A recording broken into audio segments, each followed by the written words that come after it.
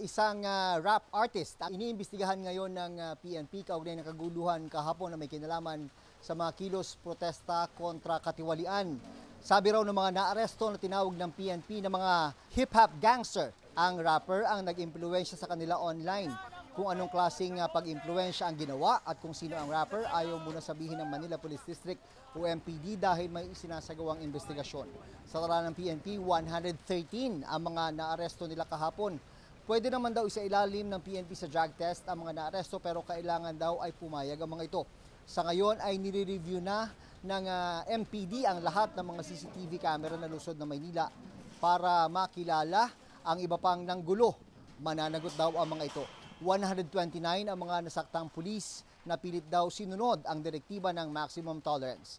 Binisita sila ni Acting PNP Chief Jose Melencio Nartates Jr. at pinasalamatan.